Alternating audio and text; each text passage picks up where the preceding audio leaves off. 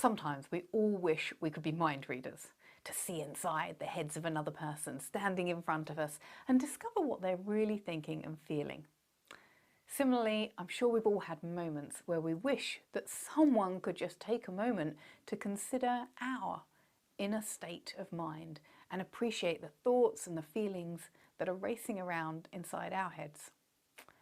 Social skills such as empathy and perspective taken are often called your softer skills. But despite that, they form part of your professional toolkit, which supports you when dealing with other people. Something that you do on a daily basis. No longer is it sufficient to be a manager or a leader with only great technical skills. It's demanded that you are a people person too. Although perspective taking, the realization that someone has a different perspective, a different viewpoint from ourselves, is something that you learn from an early age, it's something that can be incredibly difficult to do if you can't decode the nonverbal signals which allow you to actually gain an insight into someone else's mental state. So what is important for emotional intelligence? Well, here are a few pointers. Firstly, it's the micro changes that are important, not just the macro ones. By paying attention to the micro changes in the muscles in someone's face, your brain is able to distinguish between a whole host of emotional expressions so that you can work out what the other person is feeling. Similarly, the loudness and the pitch of someone's voice and the fact that they include other non-verbal sounds like laughter is another indicator. The speed at which someone walks, the angle of their limbs and posture can also reflect someone's mood, what's going on inside. Secondly, empathy is a leap of imagination into someone else's headspace.